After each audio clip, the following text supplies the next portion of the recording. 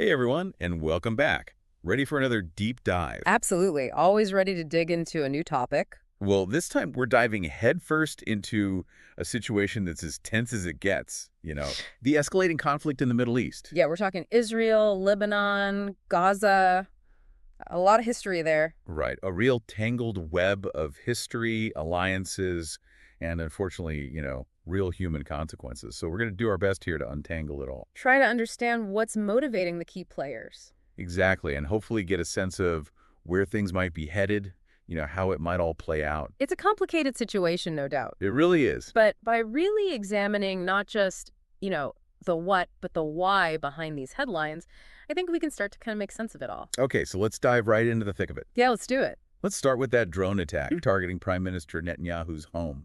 I mean, talk about audacious. I mean, that's certainly one way to put it.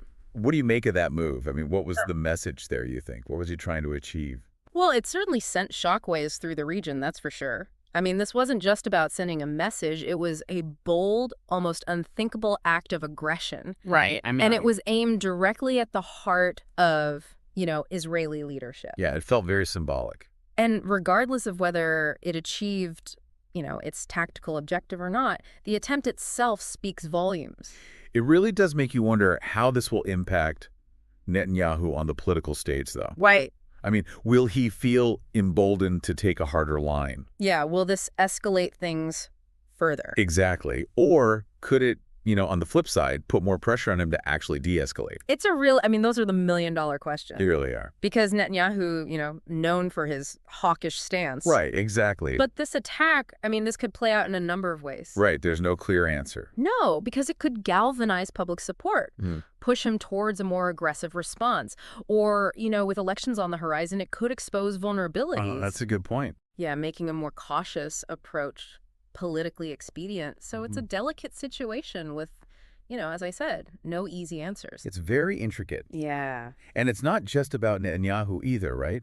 Because we're also seeing Hezbollah stepping up their game, vowing more attacks on Israel. This feels like a whole other layer of pressure, another layer of complexity. Absolutely. And I think the timing here is crucial. Remember, Hezbollah's leader, Hassan Nasrallah, he was killed. Right, in an Israeli airstrike Exactly, last September. last year. So this current wave of aggression, it could be a direct response to that, a way for, a new leadership to come in, solidify its power. Oh, to prove themselves. Exactly, and demonstrate its commitment to the cause. Right, so it's like we have this kind of perfect storm brewing. You have the revenge element, you have power grabs, and then you just have a whole lot of instability. It's definitely not a recipe for peace, that's for sure. And tragically, it's the civilians who always end up paying the highest price in these situations. And I think nowhere is that more apparent right now than in Gaza. Yeah, the humanitarian crisis unfolding in Gaza is truly heartbreaking. These Israeli strikes, they've been relentless, resulting in a staggering loss of life, particularly among women and children. It's awful. And we're talking nearly 1 million people displaced from their homes. 1 million people. 1 million people struggling to find shelter, food, water, the basic necessities of life. They've become scarce. It's hard to even fathom. One of the articles we came across described, a young boy collecting body parts on a piece of cardboard. Oh, God. And it sends chills down your spine. It's just awful. But it is a stark reminder of the human cost of this conflict. And that's a cost that's often, overshadowed by all the geopolitical maneuvering and all the, strategic calculations. These are real lives being torn apart, families shattered, futures extinguished. It's absolutely gut-wrenching. Yeah. And then you have the assassination of Hamas leader Yahya Sinwar. And talk about a potential turning point. Yeah. This feels like it could really significantly alter the landscape, right? Sinwar was a pivotal figure. He was the architect behind the October 7th attack on Israel. Right, last year. So his death is a major blow to Hamas. There's no doubt about that. Especially since he was known for that, hardline stance. Yeah. So does this make a ceasefire more or less likely? What do you think? Well, that's the million-dollar question, isn't it? Yeah. It could go either way. On the one hand, his death, it could create an opportunity for new leadership within Hamas. Perhaps more open to dialogue, maybe a negotiated settlement.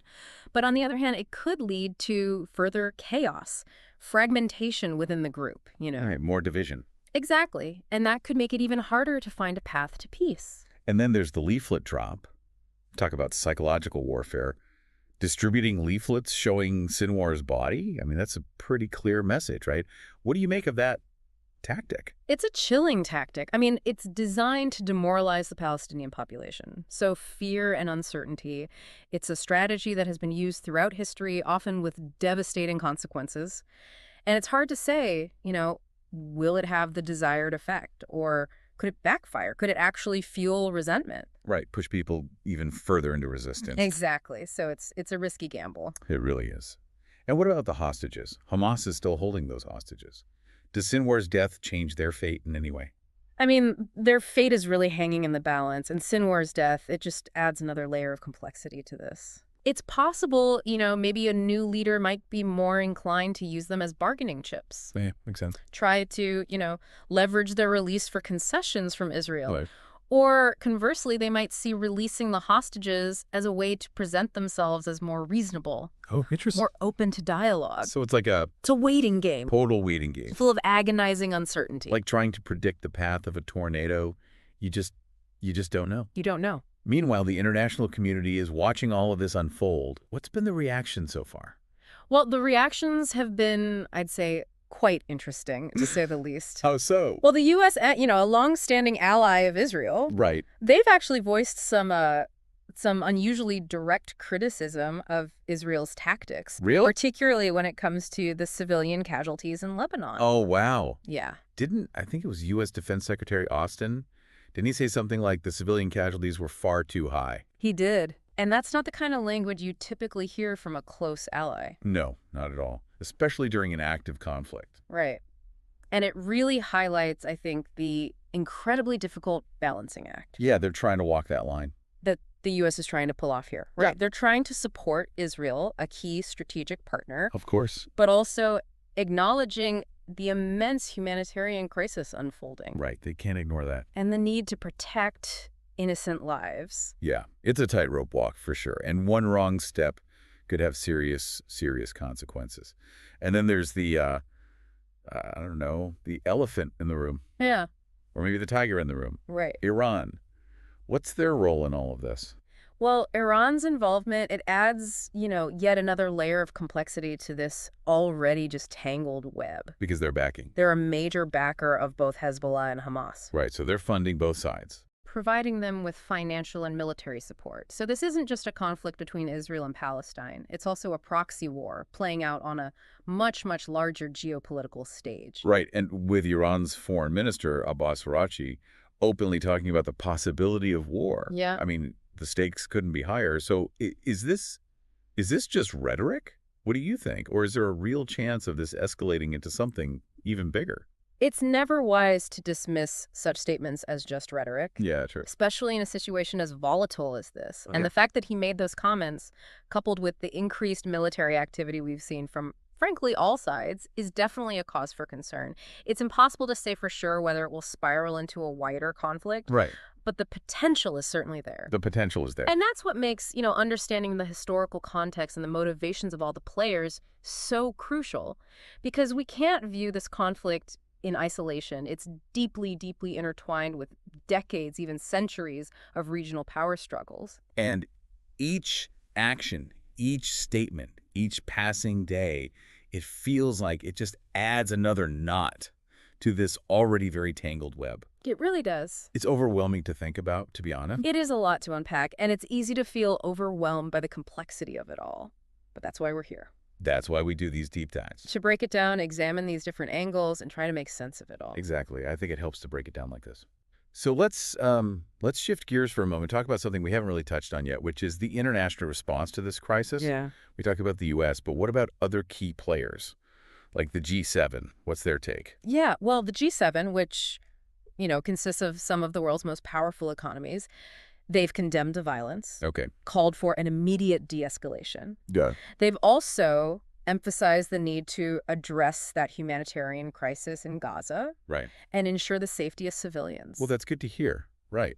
That there's at least a united front, Yeah. when it comes to condemning the violence and calling for de-escalation. But, I mean, do those words actually translate into any real action? What leverage does the international community really have in this kind of situation? Right. That's always the big question, isn't it? Yeah, Because words are important, but they need to be backed up by concrete steps, for them to really have any weight. exactly. And the G7, with its economic clout, I mean, they could potentially exert pressure through sanctions or diplomatic channels, Right. but it's a very, very delicate game. And any action taken carries the risk of further inflaming the situation. So, It's a tough one, for sure. It feels like we're at this tipping point where every move has the potential to, I don't know, either pull things back from the brink right. or send them spiraling even further out of control. Absolutely. And sadly, as we've been discussing, it's the civilians who are caught in the middle of all this, bearing the brunt of this violence. Always the civilians. It's heartbreaking. It's easy to feel, I don't know, powerless in the face of that kind of suffering. So as we grapple with this incredibly complex and volatile situation, Mhm. I mean, is there any glimmer of hope here? Can dialogue, can diplomacy really prevail amidst all this chaos? I mean, honestly, that is the question that's keeping, world leaders, diplomats, probably most of the world up at night. Right. And there are no easy answers here. The path to peace, if there is one, it's going to be long, it's going to be arduous. But I think one thing is clear, one thing is for sure. It has to start with a recognition of the shared humanity that binds us, even in the face of conflict. Yeah. It requires empathy, it requires understanding, and a willingness to engage in dialogue, even when it seems impossible. It's a sobering thought, right? Yeah. It's a reminder that peace is fragile and needs constant nurturing. We've covered a lot of ground today in this deep dive. Everything from drone attacks to political maneuvering to, really just the devastating human cost of this conflict. And as always, we've only just scratched the surface. Exactly. But I think this is a situation that really demands our attention. It demands our empathy, and it demands our commitment to finding peaceful solutions. It's a conflict with global implications. It reminds us that we're all interconnected, We are. for better or for worse. So we'll leave you with that to ponder. And we'll, of course, continue to follow this evolving situation as it unfolds.